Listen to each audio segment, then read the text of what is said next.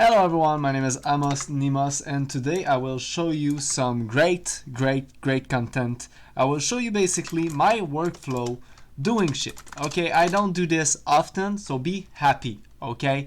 That's gonna be a very exciting video, I hope, and I hope you're gonna learn a lot because, this is free content that you can find on YouTube. This could be a course. This is the wisdom I acquired over years of experience using Linux, and I'm gonna share with you just a fragment of what you can do with Linux once you learn how to use it.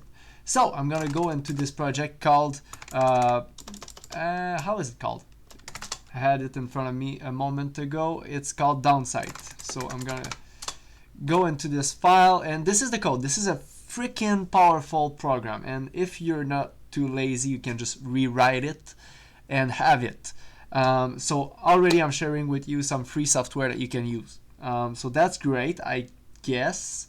I'm not making any money out of it, and it kind of pissed me off each time I do something and I'm not like rewarded in exchange for my work. I think that's a form of slavery in a sense.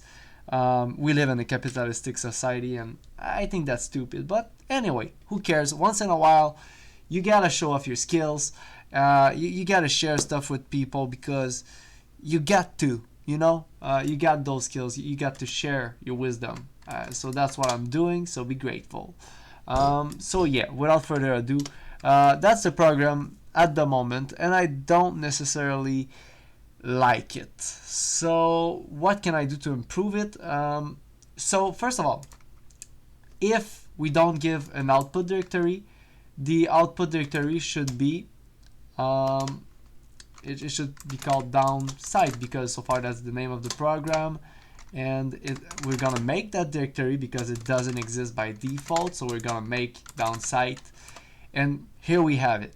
Also, I should probably made it clear that I'm talking about the local directory. I'm not sure if I have to or not, but that's gonna be, I'm gonna try it. If it fail, that's on me. So yeah, I'm not gonna need all this. The output directory, I think it's good to explain it, which one I put. So I'm gonna write it completely. So basically, this part of the code is saying in the local directory, but that's weird because the way I configured my script, it's gonna be able to be executed from any directory. So yeah, that's relative. So here, what I'm gonna do is that if you give it a second argument, I prefer working with flags for like advanced software, but it's quicker to just use tags like this, like first argument, second arguments, and so on. So it's gonna be output directory equal to the second argument, and I'm also gonna print output is equal to second argument, and here I'm gonna add a space for readability. Here we go, and we have output directory right here, and I forgot to make mkdir that directory called number2. So here we have the new setup, and I'm gonna use this right now. If I go into my file, there's always a quicker way than what I'm doing to move around my folder, but I just like to do it manually. Why? I have no idea. But for example, let's say I wanted to use a different method to reach my site folder. I could use F and move around here and look for, if I type site, it's right here. So it's not the quickest way. Like if I do F site enter, it's not that quicker, but I think it was a little bit quicker to use that method. So there's always a way to optimize your workflow to be faster, quicker. If I show you how I start my settings page that I made with Rofi, you have right here like monitor. I can mirror my monitor on my second display. I can have a single monitor, dual monitor, which will expand my monitor on dual display, allowing me to do cool stuff like moving the cursor around multiple monitor. And I have a bunch of other settings that you could have seen, and I made them all myself. I coded and bash all those settings. So yeah, right now I'm in my site folder. So what I'm gonna do is I'm gonna test the new feature, but it's better to just close the terminal, reopen the terminal, even if I have the command reload, which does the kind of the same things without having to restart the terminal. But I wanted to refresh my scripts just to make sure I'm not running the same old version of that down, you know, I forget the command again, so it's called downsite. Yeah, downsite. That's what I thought. So site, enter, and if I just type downsite, I have to put an URL. I'm gonna use my website URL. You don't have to agree with my political beliefs. I forgot to give it a directory name, so it's gonna use the default downsite. If I'm not mistaken, there's going to be a folder right there, which is going to be called downsite. And in that folder, there's going to be a backup of my website. So I'm not even going to do ls. I'm just going to try to go into downsite. And there's nothing in that folder. That's very disappointing. But you know what? I think it still did the backup.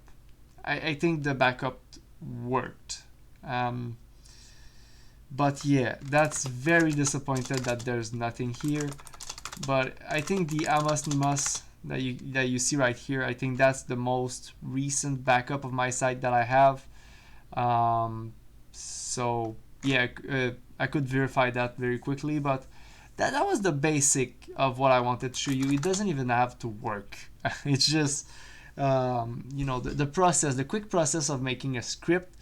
Of course, I already had some of this script written out because, you know, I have a bunch of script lying around, and I tweak it, modify them, and adjust them depending on my need. And this script is going to be adjusted later on, probably with flags, because flags are very useful. For example, if I look at the command rm, you have like all those flags that you can use, and one of them is the D flag. So if you put /D after rm, you can specify to remove an empty directory, and if the directory isn't empty, I think you can use like rmdir, and if that doesn't work, you can maybe use forced, ignore non-existent file argument, never prompt. You know, there's a bunch of stuff you can do, but those are called flags, and those are very useful. And yeah, basically the backup utility does work. The only issue I have is having it back up my site and the specified directory. So I'm gonna look into that, and I'm gonna work a little bit more on that, but that was basically my main workflow. Of course there's multiple ways to do these things, but yeah, I wanted to share with you a little bit of how I use my computer from the terminal. I also combine a lot of, you know, programs together. So one that you will see often is like ls combined with grep, and I'm gonna type like, for example, file. So it's only giving me the selection that contain the keywords, and if I don't want file, I could do like v for like reverse, and I have like all my local directory, not local directory, but local file and the local directory without the file directory. So that's something that you can use, like if you want to move something, like for example, you want to move every picture with the name Bob inside of the Bob directory. So you could do something like move Bob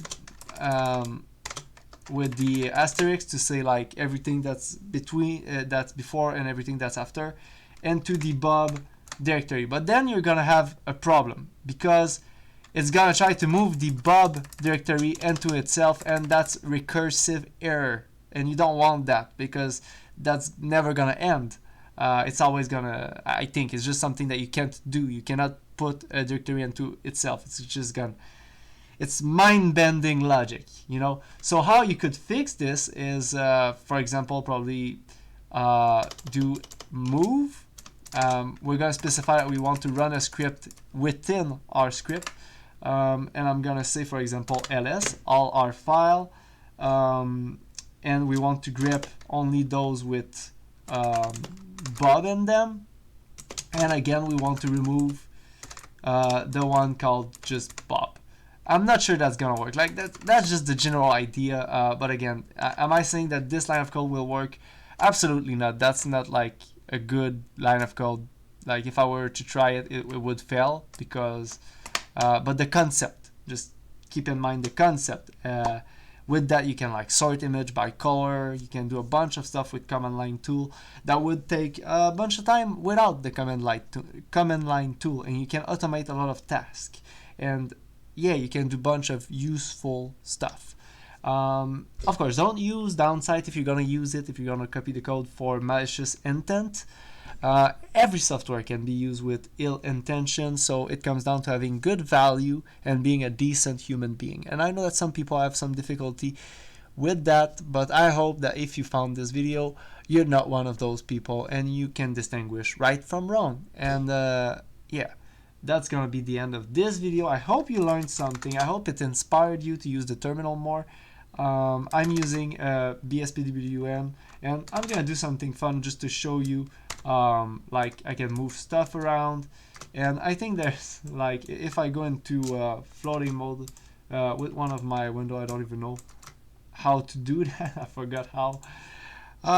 Anyway, and there's a way on my computer to make window into tiling mode, floating mode, and when I do this, I'm gonna try. No, that's full screen mode, I think. No, that's the full screen mode. That should be like, I forgot how to move stuff around. But there's a cool way to like put my application in floating mode, and then to move them around with the mouse, basically, like as if I was clicking on a bar on top without needing to have a bar on top of my application. But I completely forgot how. So sorry, that's on me, I guess. And yeah, basically, if I want to just move an application around, by the way, I can just use like keys, but I wanted to show you how to do it with the mouse. Oh, there you go. That's how you do it. So I can still do that. I don't need the bar on top. I don't need to try to click on the small little bar on top to move my application, you know? No, I can move it however I want. I need to get used to this feature because that's a very nice feature. And back to tiling mode. So yeah, I'm just gonna open more window, make this one floaty, and there you go, I can move it around. And we still have 3 window open, and if I put it back into tiling mode, full screen mode, tiling mode. I need to get used to do this more often, moving around, you know, my stuff with the keys. And like if I put it into floating mode, I can move it. I can also rescale it, which is not something I like to do. So I don't even know how to do that. To rescale something, I think it's control. I forgot how, but there's a way to like rescale the window. But you see, at some point there's so many stuff that you can learn. You need to choose your priority, and for me my priority was optimization, and learning bash scripting first, the terminal first. Once you know how to use the terminal, then you can learn to use the GUI more and go and more advanced feature of your GUI, window manager, tiling window manager, which of course is better than a non-tiling window manager, but it requires more customizing. Like if I want to start an application, I have like Rofi, that's what I use, and I can also use the terminal, of course. I'm also gonna try to learn to play Dwarf Fortress because that sounds very interesting. I might make a video on that later. If you're interested, tell me in the comments below. I am not a YouTuber. I'm really not. You know, I currently I just quit my full-time job working in a warehouse because that got boring really fast, and I don't get much time to work on making videos and stuff like that. And you know, I'm not getting any money from that. Same for my website. I'm not actually I'm losing money from my website, and I'm not a big corporation. I'm a small dude, you know. And why does my site look so much like conspiracy theorist website? First of all, the term conspiracy theorist makes no sense. That's false insult, and you know you often have the picture like, let's take a look at like conspiracy. theorists, like what do they look like? What do these crazy people look like? Like, what does that look like? Yeah, the guy look a bit intense, but what is he doing right now? What was that? You know, he's putting that together. Okay, you know why police used to do that? I don't know if they still do it. It's kind of a smart thing to do if you're trying to understand something complex. When you see a connection, like when you try to understand how criminal organization works, it's great to see the connection between people. Okay, so there's, for example, a connection between Klaus Schwab, which is a word I don't know. I'm probably gonna get banned from YouTube just for saying. And you have like Prime Minister Justin Trudeau right here. There's a connection. I'm not imagining that there's a connection there. You can verify. You can verify that there's a connection there. You can see how thick and how solid the connection is. And you can put it onto a walls if you want. I don't actually do that. I don't have, like, I should, because that's a smart thing to do.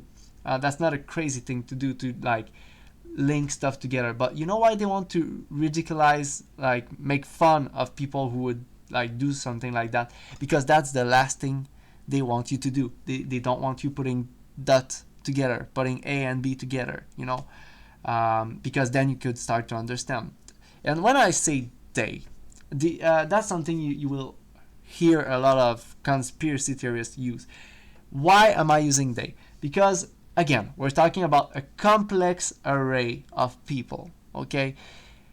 And it's hard to just, I don't want to just point the finger at it's this person, it's this person. No, it's a bunch of group of people acting together.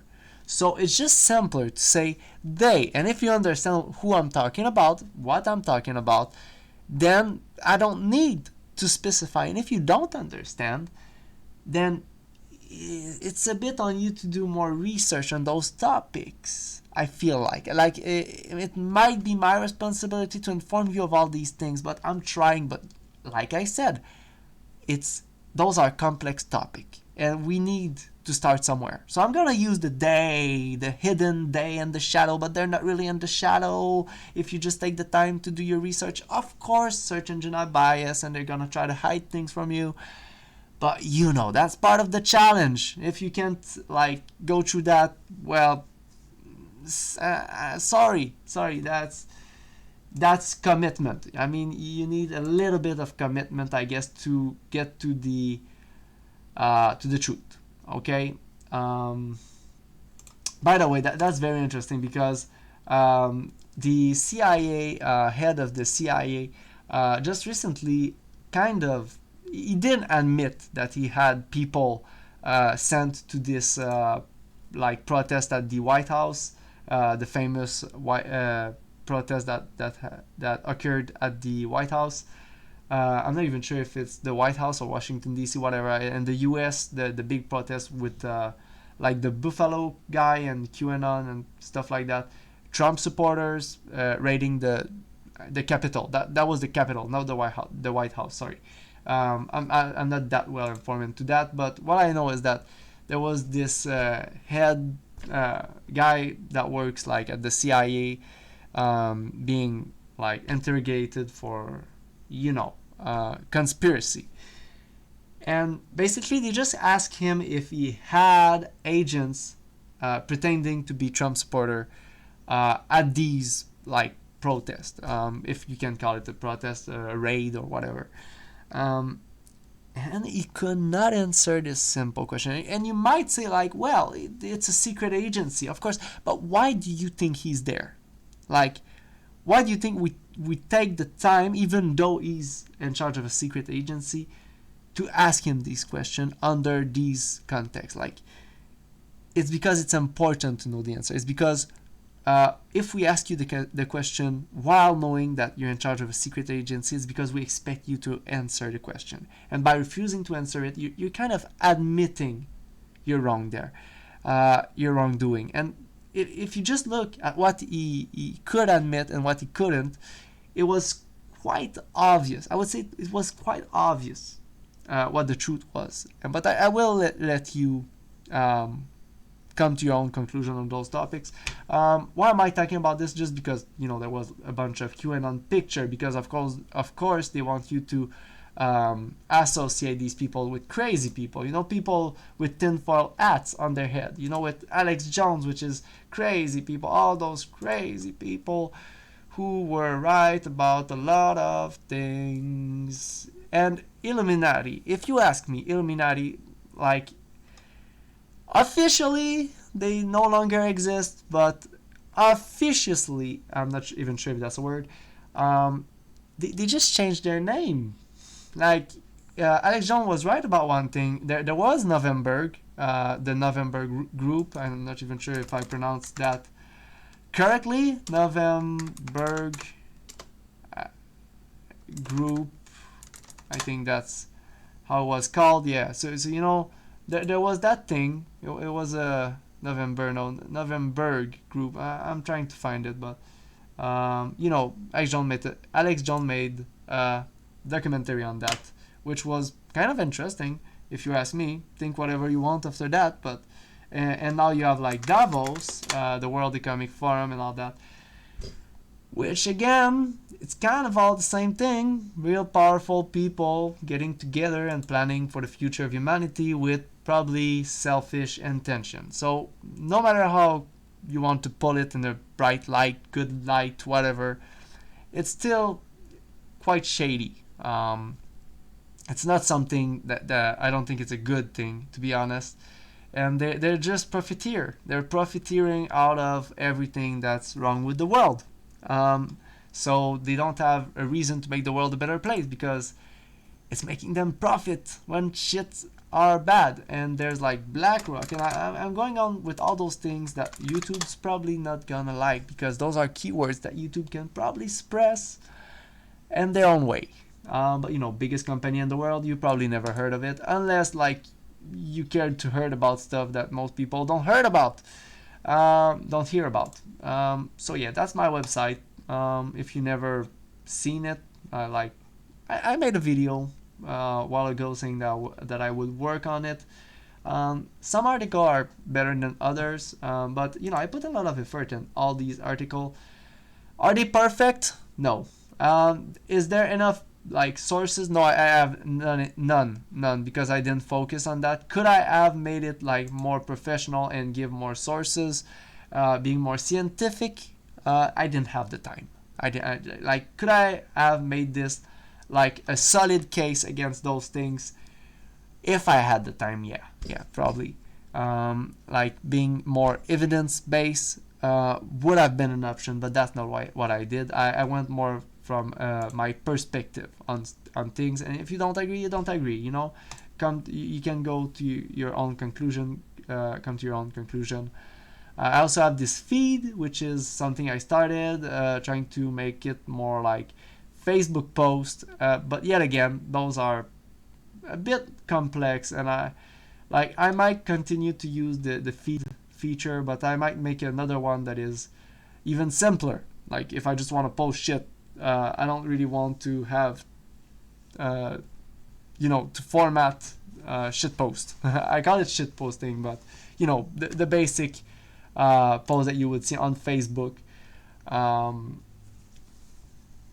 So yeah, but I don't want to use Facebook, so I'm gonna use this instead, because I'm sick and tired of being suppressed on Facebook. I can't post shit, and I only have like 5 Facebook friends, because I don't want to have people on Facebook that I don't interact with on daily basis. Like if I don't interact with you on at least a weekly basis, why do I have you on my Facebook friends? Of course, some people call it contact. You make contact in life, and that's a good thing. Actually, that's something I need more of in my life. I need to make more long-term contact instead of just cutting my contacts everywhere.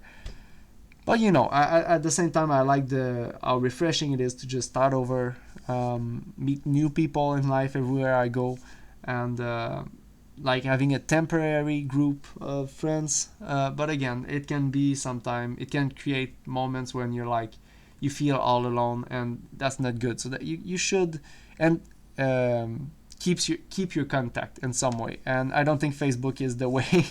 By the way, I'm not saying Facebook is the solution to that problem. I'm just saying, like, keep their phone number and call them occasionally, and even phone number, even calling people by phone. Just meet people in person if you can. That's better. If you can't, long distance might be something. Yeah, I'm too tired to make this video. I think you got the point of what I was trying to say. On this note, have a good day, folks. It's kind of late. If I do clock, for me it's late because I worked all day, tiresome job, and that's why I'm so tired. Yep. On these special effects, I'm gonna wish you a wonderful day, and I'm gonna end the video right now. Bye bye.